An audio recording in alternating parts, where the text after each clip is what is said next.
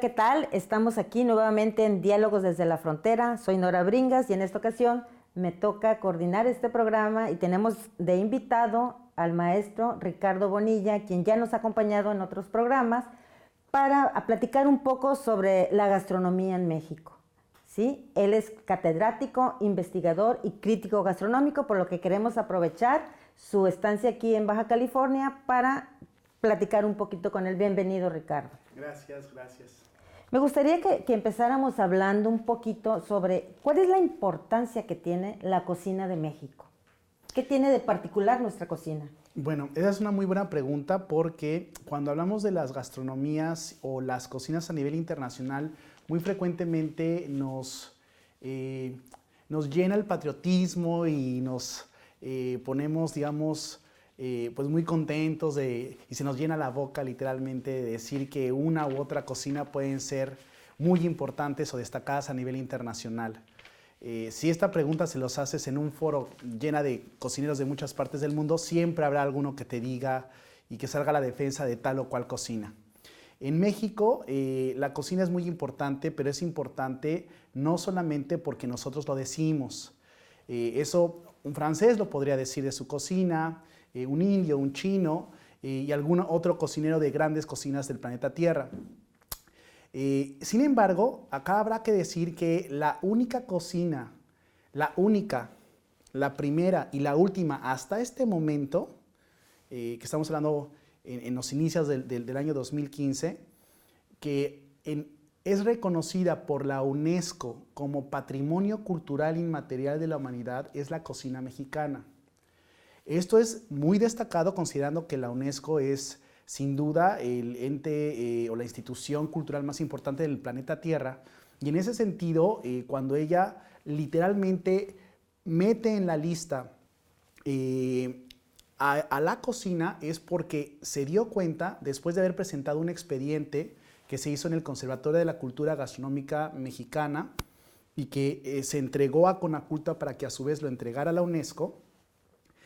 Pues al hacer, ¿no?, la UNESCO esta declaratoria, está dándole una importancia que por lo menos hasta este momento ninguna otra cocina tiene, lo cual, bueno, obviamente a nosotros como mexicanos nos llena de orgullos, pero ya nos da una idea de la gran importancia que tiene la cocina mexicana. Y esa particularidad que tiene nuestra cocina y el hecho de que haya sido reconocida como patrimonio por parte de la UNESCO, ¿en qué nos beneficia como cultura mexicana?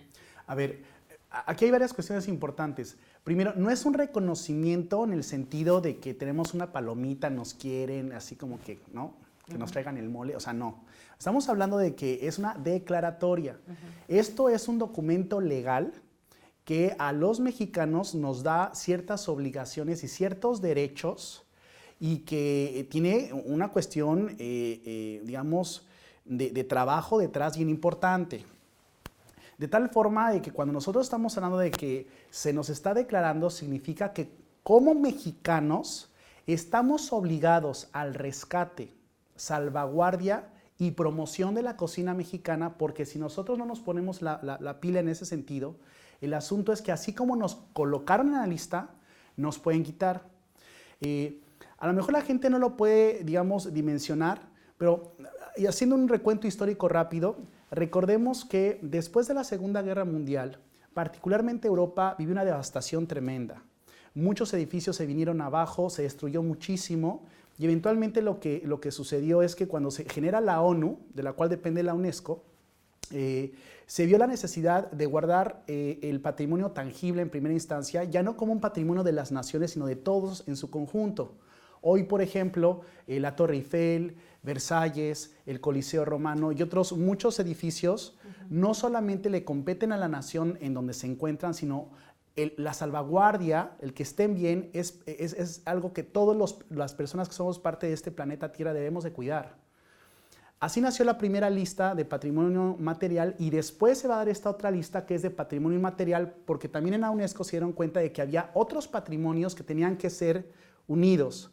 Y ahí es en donde eventualmente México se da cuenta de que podría postular a la cocina mexicana, y esto fue un rompimiento de paradigma muy fuerte La UNESCO ni siquiera estaba preparada para esto, pero cuando se presenta, se empiezan ellos a replantear si efectivamente este patrimonio inmaterial debería de ser parte, y viene, digamos, toda una serie de trabajos para que efectivamente se logre. Incluso te puedo decir que la primera ocasión no se logró, pero después se volvió a presentar un expediente y ahí viene la gran historia. Nos quedamos con esta idea y volvemos después de esta pausa. Gracias.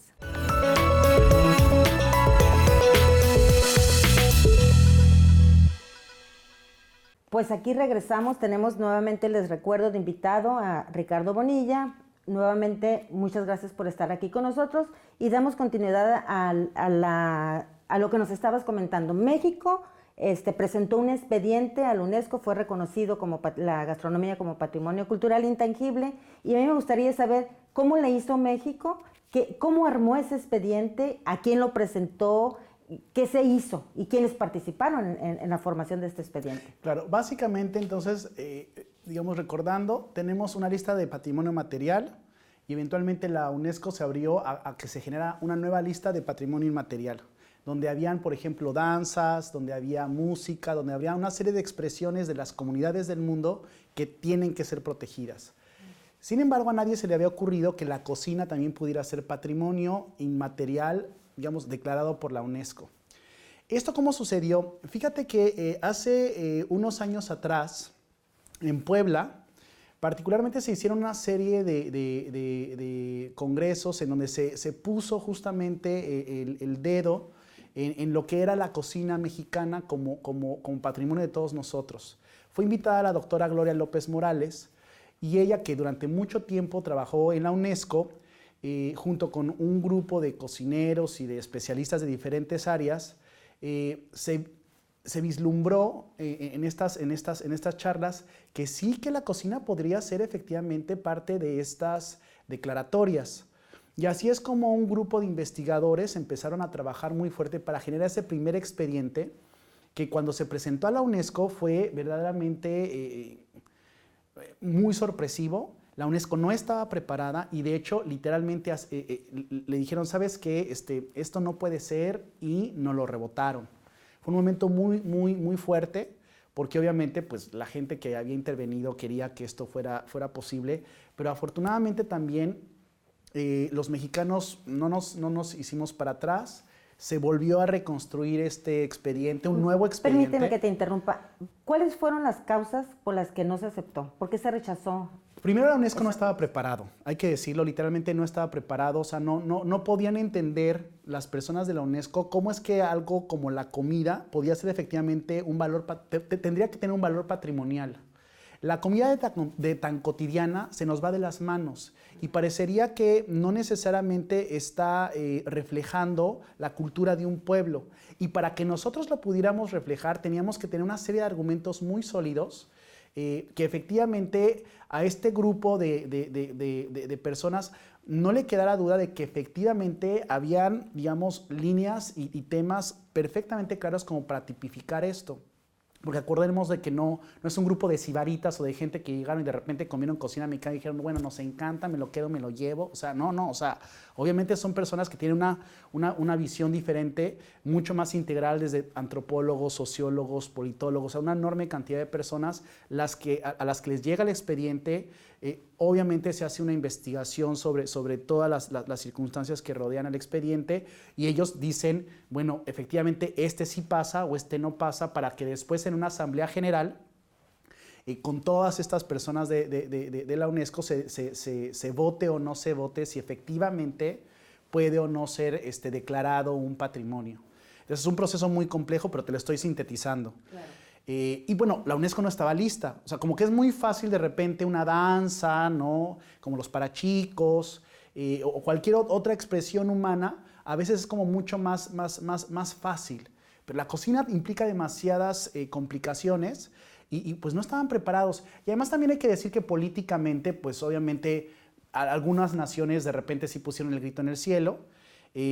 Los franceses, pongámonos a pensar que la UNESCO tiene su sede en París, y cuando se enteraron que México pone un expediente y siendo tan cara para la comunidad francesa la cocina, por ser una expresión legítimamente importante de su cultura, pues obviamente dijeron, a ver, espérame tantito, o sea, ¿por qué ellos sí y otros no? O sea, la verdad. Y así como ellos, pues otros muchos países del mundo. Y por eso, básicamente, por cuestiones efectivamente de que no supieron entender en ese momento, políticamente causó demasiadas controversias, el expediente de alguna forma se rebotó. Muy bien, pues nos quedamos con esto, hacemos una pausa y regresamos.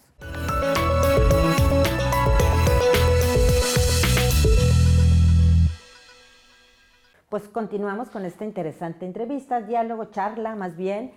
Nos quedamos en que el primer expediente no estaba preparado la UNESCO para recibirlo, hubo suspicacia, por así decirlo, y entonces México no se rindió y prepararon un segundo expediente. ¿Qué pasó? ¿Cómo se preparó este segundo expediente con la experiencia que ya tuvieron antes?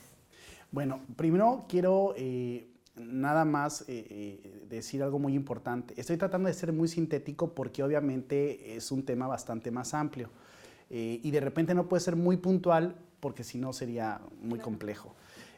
Pero digamos que lo que sucedió es que al interior del conservatorio se hicieron una serie de ajustes, porque además tuvo que nacer el conservatorio como una ONG sin fines de lucro que efectivamente tuviera, digamos, un peso específico para poder generar que un grupo, particularmente de antropólogos, de investigadores gastronómicos y una serie de personalidades se reunieran para empezar a trabajar, digamos, en este segundo expediente. Mucha participación tuvo el Instituto Nacional de Antropología e Historia, de hecho, y el Estado que apoyó justamente para la conformación de este segundo expediente fue el Estado de Michoacán. Y también Gruma, habrá que decirlo, lo cual nos generó también pues ciertas circunstancias digamos, de cismas al interior del conservatorio, porque algunos investigadores que sabían que el maíz que se produce pues es transgénico, pues no estuvieron de acuerdo. Y sí fue un momento como complejo, pero finalmente se decide que sí se tiene que hacer esto, que hay que ir resolviendo poco a poco los primeros, digamos, grandes problemas. Y lo más importante era que teníamos que lograr que efectivamente estuviéramos en esa lista, porque obviamente hay mucha tarea por hacer, pero la primera tarea era esa. Y entonces, bueno, se trabaja el expediente nuevamente y efectivamente otra vez se lleva a Conaculta y Conaculta nuevamente lo presenta en la UNESCO. Es un momento decisivo porque obviamente hay un montonal de cuestiones que no estoy comentando, pero pues otra vez vienen los trabajos de la UNESCO y el 16 de noviembre del 2010 en Nairobi, Kenia, que es un día bien importante para nosotros, los mexicanos en lo general y los que nos dedicamos a la gastronomía en particular, se reúne toda la asamblea de la UNESCO para examinar cada uno de los expedientes que los diversos países presentaron. Vamos a ponernos a pensar que no está tan fácil.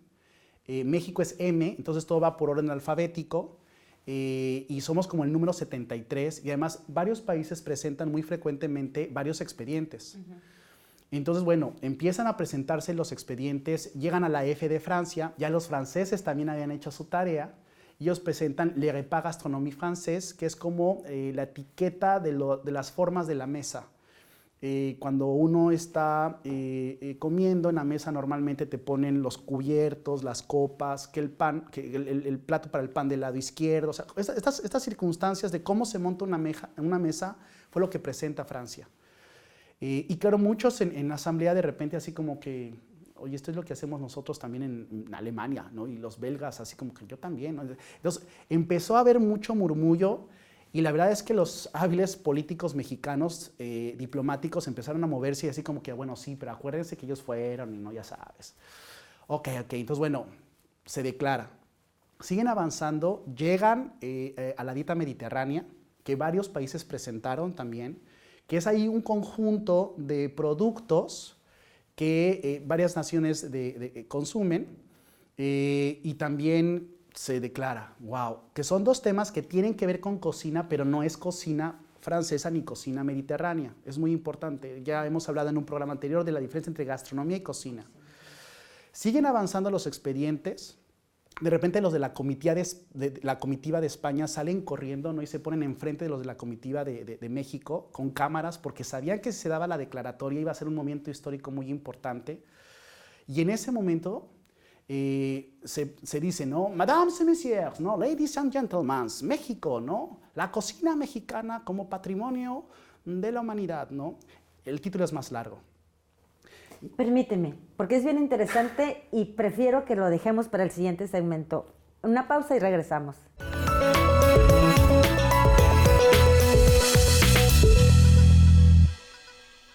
Regresamos a Diálogos desde la Frontera y retomamos ese momento culminante donde anunciaron a México. ¿Sí podrías, por favor, repetirnos qué pasó en ese momento? Pues básicamente estaba toda la asamblea en Nairobi, Kenia, en África, pues a la expectativa de qué iba a pasar con el expediente de la cocina mexicana. Y de hecho, cuando se dijo la cocina tradicional típica mexicana, paradigma Michoacán. Y efectivamente alguien levanta la mano y dice, ¿saben qué? No estamos de acuerdo con esta cuestión de típico, porque la tipicidad, o sea, todavía se dio un momento pues de cierta tensión, se borra y luego vuelven a preguntar, bueno, a ver, entonces quedaría la cocina mexicana tradicional, paradigma de Michoacán. ¿Alguien tiene algún problema? ¿No? Todos en la asamblea se callan y en ese momento, ¡paz! Declaramos a la cocina mexicana como patrimonio cultural inmaterial de la humanidad.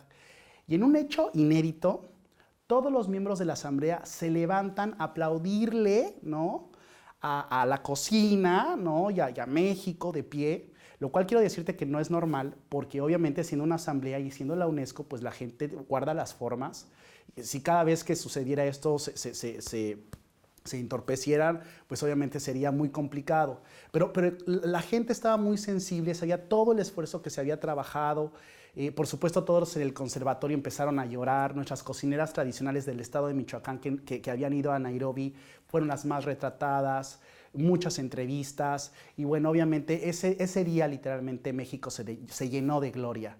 Fue un momento decisivo, muy, muy importante y a partir de ese momento, pues obviamente en el conservatorio nos pusimos a trabajar muy fuerte porque sabíamos que la declaratoria no es nada más, pues te queremos, tienes mi like, ¿no? O sea, estrellita, o sea, implica un enorme compromiso de rescate, de salvaguardia y de promoción de la cocina mexicana, que es justamente lo que trabajamos actualmente en el Conservatorio Nacional y lo que hemos empezado a trabajar también con los conservatorios locales.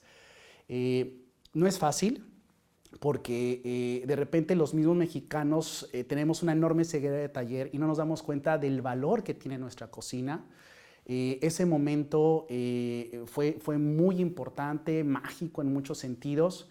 Pero todavía, por ejemplo, a nivel federal, no se han hecho esfuerzos para que los mexicanos sepan que su cocina es patrimonio de la humanidad y en consecuencia el Poder Federal, el presidente de la República, debería también hacer una declaratoria para que a la cocina mexicana la visualicemos como tal. Entonces hay mucho trabajo por hacer. Hoy lo que hemos hecho en el conservatorio es trabajar pues más en lo pequeñito, en el sentido de que hemos generado a un conjunto de delegados en cada una de las entidades federativas de nuestra nación para que hagan trabajos y esfuerzos que nos permitan, pues digamos, tener documentos que demostrar a la UNESCO de que efectivamente estamos trabajando muy fuerte para que todos los mexicanos tengamos conciencia de esto. Sí, me parece que todavía no es muy reconocido por toda la sociedad el hecho, ni lo que implica el hecho de esta declaratoria.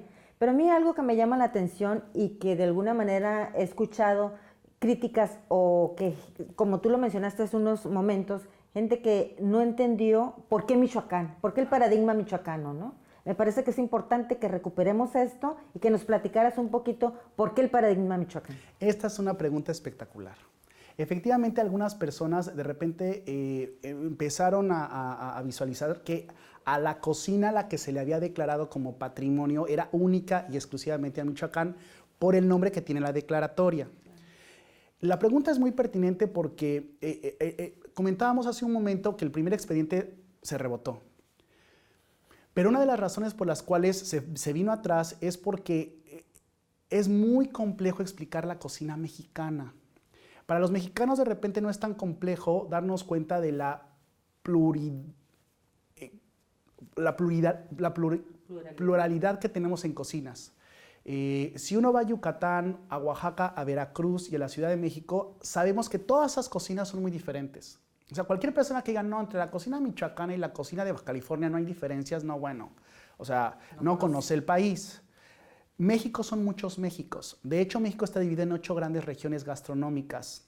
A partir de un estudio que hizo Guadalupe Pérez San Vicente y que fue una gran historiadora y otros antropólogos y gente que ha trabajado, por el momento tenemos este mapa que obviamente se sigue analizando.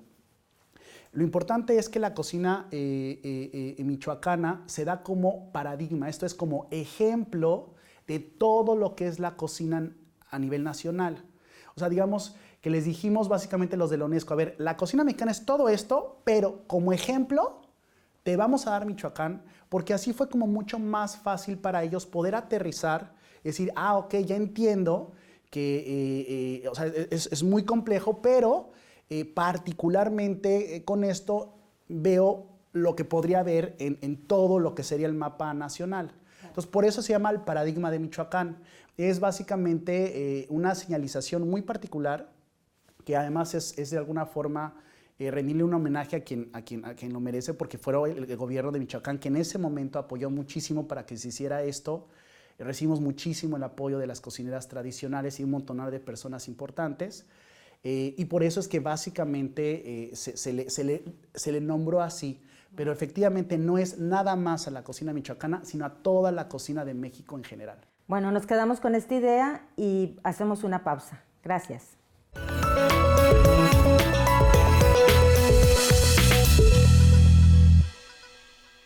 Regresamos con Diálogos desde la Frontera. Para cerrar ya este programa, sí me gustaría que recapitulando un poco, a ver, México fue aceptado el expediente ante el UNESCO, hay mucho trabajo, se hizo mucho trabajo por el gobierno de Michoacán y las cocineras tradicionales, pero como bien dijiste, nos queda mucho por hacer. En este sentido, a mí me gustaría saber qué está haciendo el Conservatorio Gastronómico de México para que no se venga abajo esta declaratoria. Me parece que es pertinente que sepamos o qué podríamos estar haciendo la sociedad en general para apoyar y que no se venga atrás con esta declaratoria. Me encanta tu pregunta. Lo primero es que todos los años el conservatorio desde la declaratoria empezó a hacer un informe nacional sobre el estado que guarda la cocina. Comentaba que tenemos delegados básicamente en toda la nación y cada uno de estos delegados tiene que hacer esfuerzos para rescatar, salvaguardar y difundir o promover la cocina de cada una de sus partes. Esto ha generado, primero, lo que son los conservatorios locales, que están trabajando cada uno en su región para lograr que efectivamente esto sea una realidad. Mucho ha trabajado, por ejemplo, en ese sentido justamente el Conservatorio de la Gastronomía Mexicana Región Baja California, a tal grado que incluso, por ejemplo, este conservatorio ya hizo que el gobernador del estado de Baja California declarara el 8 de agosto del 2014 a la cocina de los bajacalifornianos como patrimonio de los bajacalifornianos. Entonces ahí, por ejemplo, tenemos ya palomitas en ese sentido y además que tiene que ver con esta tierra maravillosa desde donde literalmente empieza la patria, ¿no? Pero bueno, lo que hace Baja California lo tendríamos que replicar pues en todas las regiones gastronómicas de nuestro país y en eso estamos trabajando. Se están haciendo inventarios de lo que son nuestros productos. Se hace un foro mundial de la cocina mexicana y creo que lo más importante es que tenemos que difundir esto que acabamos de comentar. Y yo te diría que en síntesis, aparte de los esfuerzos que estamos haciendo en el conservatorio con conferencias, muestras gastronómicas, llevar al mundo justamente lo que es la valiosa cocina mexicana, es algo que todos en cada uno de los hogares podemos hacer. Esto es, guisemos cocina mexicana. En el momento en el que los mexicanos guisan esta cocina, hay que tener claro que estamos haciendo patria. Así que guisemos y comamos cocina mexicana, es lo mejor que podemos hacer. Muchas gracias. Con estas interesantes palabras terminamos este programa. Lamentablemente, pues como ya sabemos, el tiempo no es nuestro mejor aliado. Agradecemos la presencia una vez más de Ricardo. Muchísimas gracias y los esperamos en la próxima edición de Diálogos desde la Frontera, que vamos a continuar con este interesante tema. Les saluda Nora Bringas. Gracias.